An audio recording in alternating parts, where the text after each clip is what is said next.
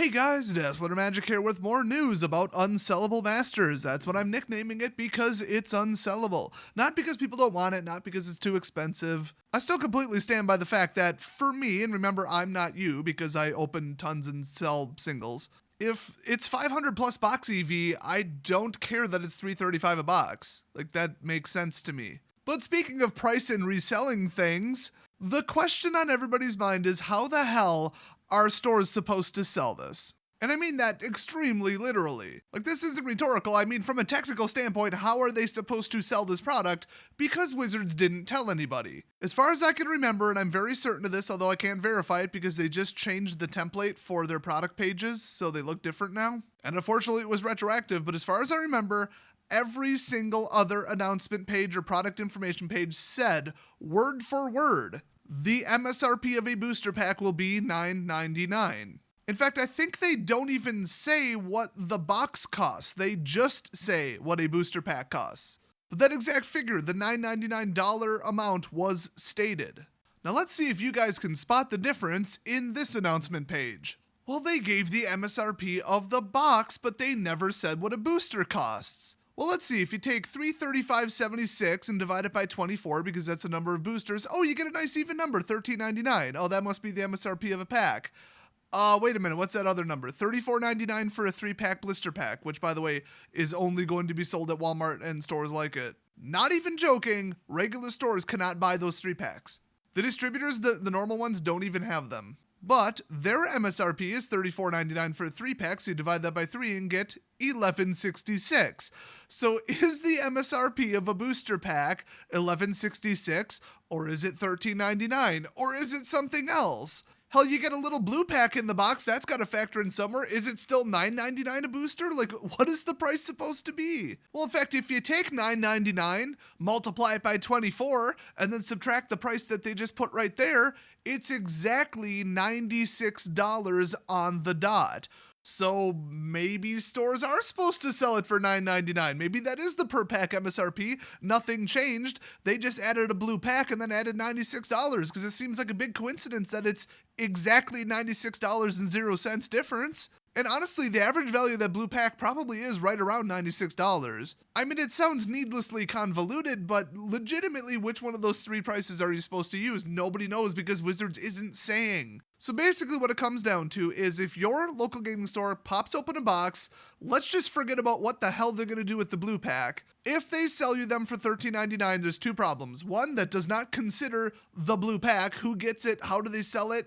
They're taking out the blue pack and then ripping you off on the remainder of the box because it's not worth $13.99 times 24 anymore, because it doesn't include the blue pack. Well, the second problem is you're just going to drive down to Walmart and get them for like $2 something a piece cheaper. Like, that's significant. That is a very big price difference. In fact, it's $2.33 per booster cheaper. So since you would be buying 3 of them in that case, $7 cheaper. Okay, $6.99, but let's round everything.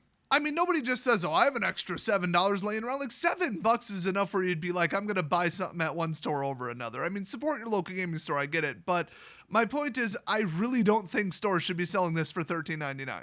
So did they match the, I'd say Walmart price, but the stated MSRP of $34.99 for 3 packs? No blue packs, no nothing, no big box. It's $34.99 for 3. Do the math, they're $11.66. That's clear as day what the MSRP of the pack should be because that's what it is.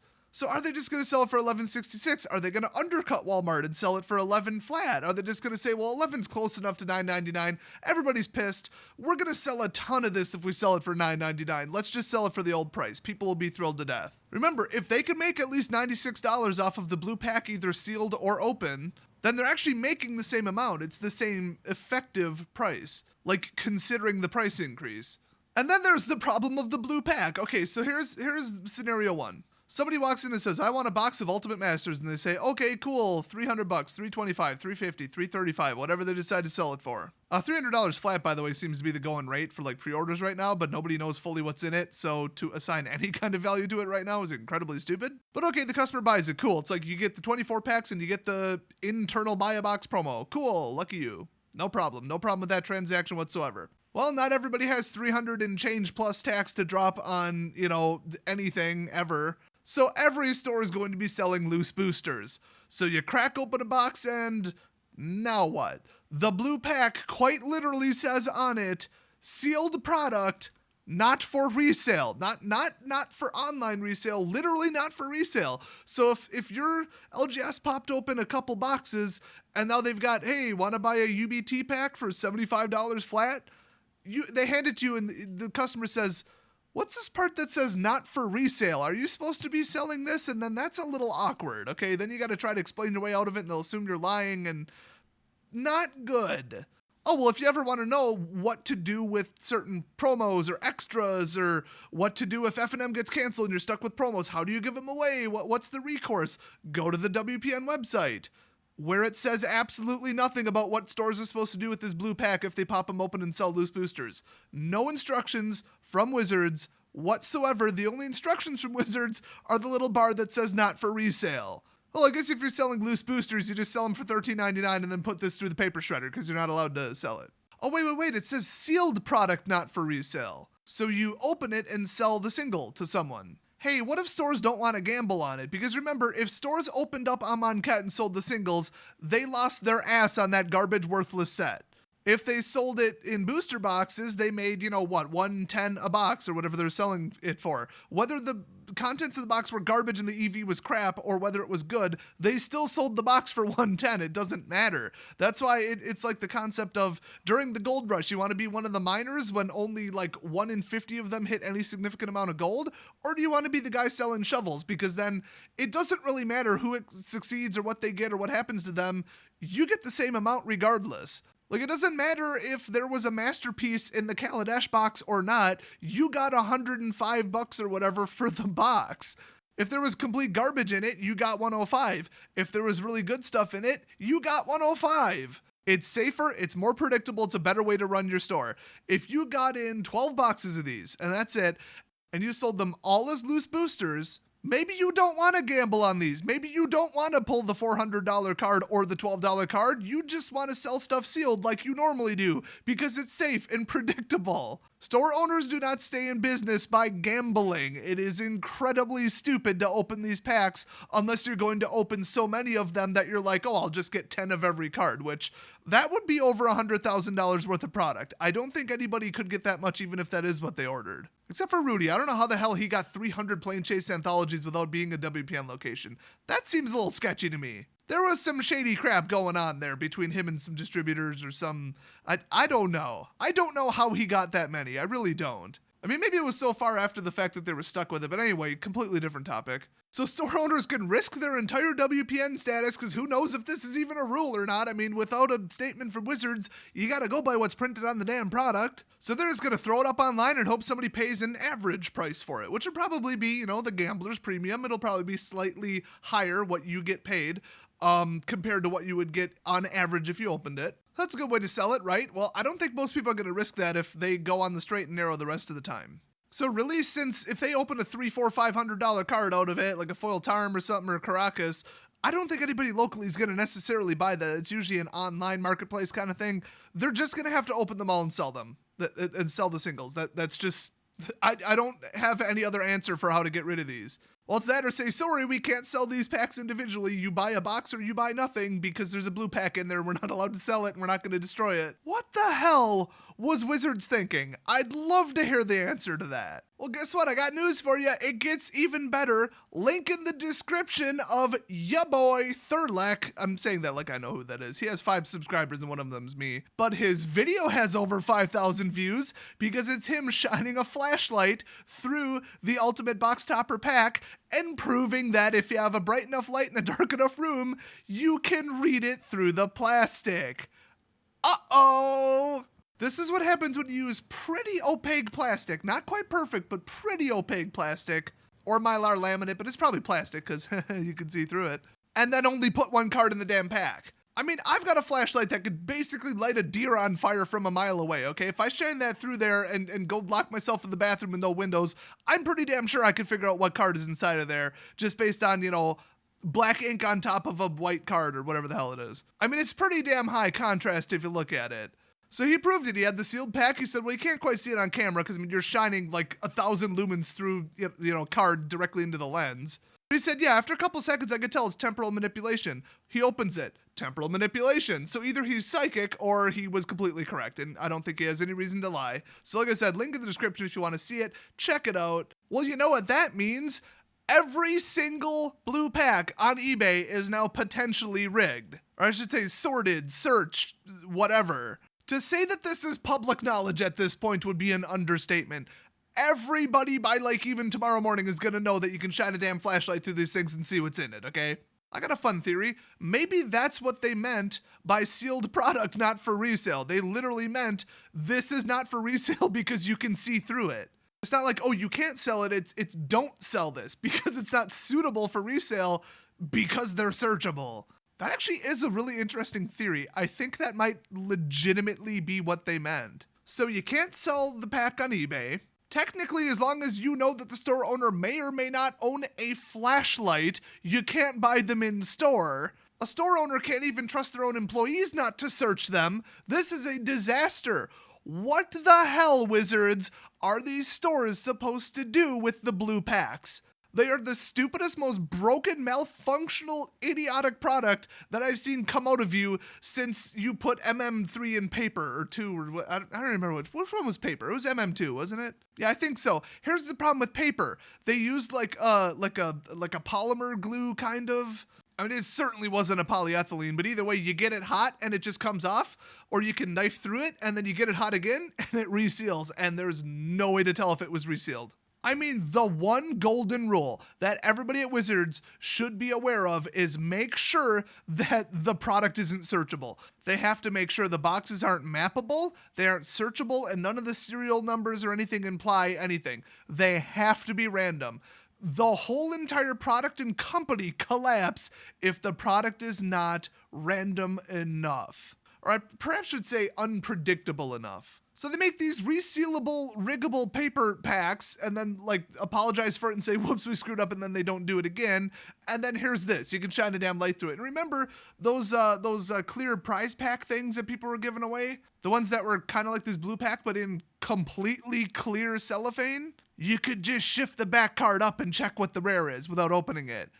What the hell? I think, wasn't that something related to Battle Bond or something? My gosh, it's just the stupidity, it burns. Like it actually hurts my brain to think about how many times they've screwed up the most basic tenet of their company and their product. Well, then don't forget the identical or close to it boxes where they just forgot to randomize the first like 10% of the entire damn print run. Whoopsies, I mean, that's not even Wizards. Wizards didn't order them to do that. It was not their decision. This was their decision. The head of what is that, production, I believe it would be, who, by the way, he just got fired and somebody else replaced him. Before this, allegedly, depending upon when they finalize this, their job is to make sure that the product is good enough. Clearly, they suck at their job. I mean, look at the product. It's not good enough, ever, for the last 2 years. But I'd be shining lasers through this. I'd be doing ultrasounds and scaling them, which they already know that you could weigh foils. So, I mean, never buy loose boosters. Pokemon solved it by changing the thickness of the card in the back. Ta-da, no more scaling. I have a feeling that certain types of ultrasounds and metal detectors might be able to detect a foil, though, so maybe that doesn't bother. But in this case, pick up a handheld flashlight and be like, oh crap, you can read the card through it. We're going to have to do something about that. Hey, this prototype that the printing facility sent me ahead of time to approve, I don't approve it. That's all you got to do, Mr. or I guess Mrs. Head of Production.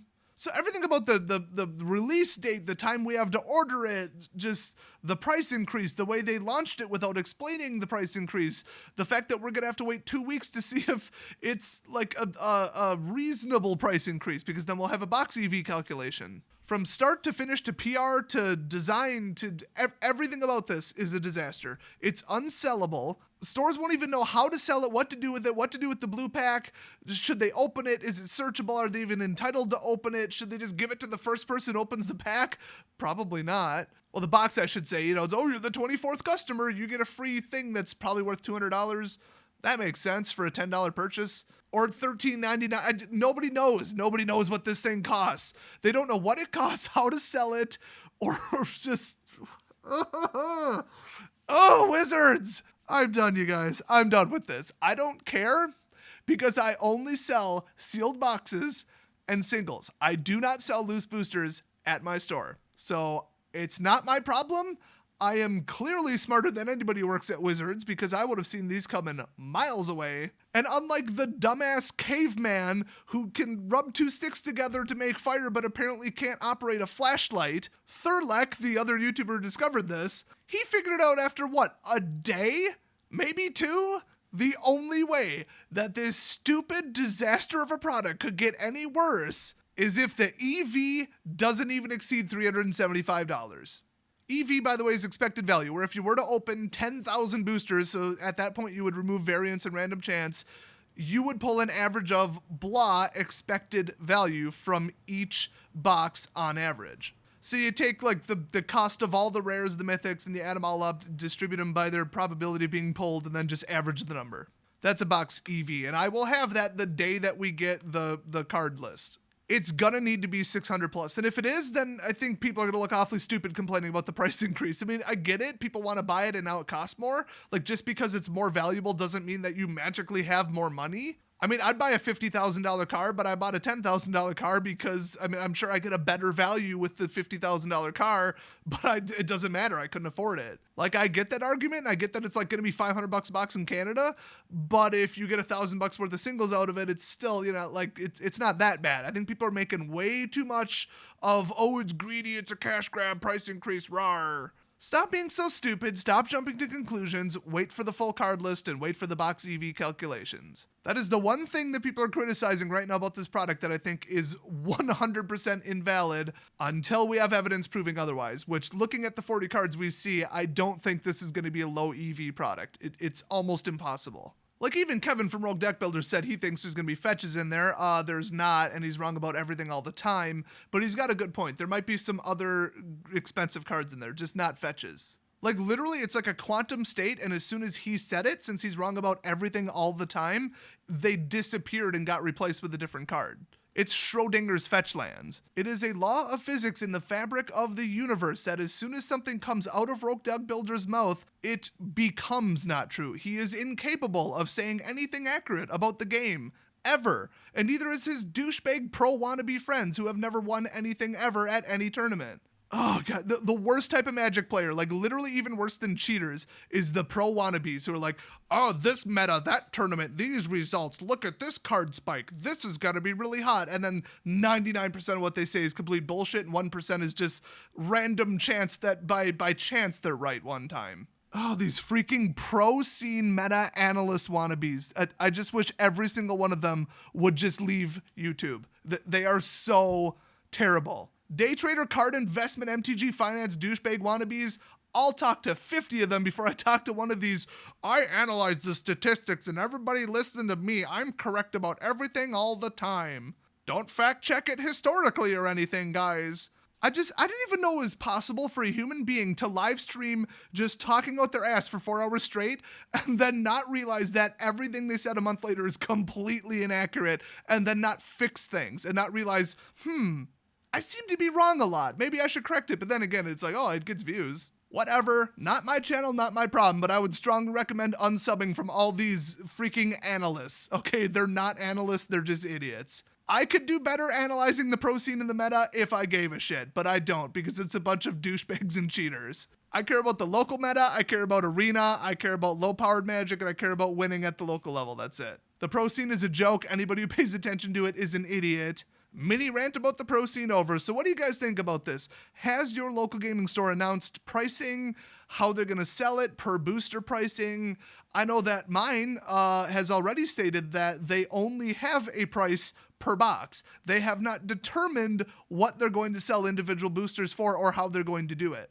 I know a lot of them have said, okay, there's 24 packs, 8 people, draft, 3 packs, cool, it multiplies out. The winner of the draft gets the blue pack. I mean, that's a simple solution. A lot of people have reported to me that their LGS has already announced a tournament with that format, and that is the prize support. Like, and plus other things, obviously, too, like free boosters for, top 4 or whatever. So that one has a logical way out of it. This selling loose boosters and what to do with the blue pack, it really doesn't have a way out. There's no instructions. Nobody even knows what the price is. It's going to be a complete catastrophe. I can't wait to see what the reports coming in from all of you guys is. So leave a comment down below if you got some intel on that. Don't forget to unsubscribe from Rogue Deck Builder and Card Bazaar and all those other douchebags. and I'll see you guys next video.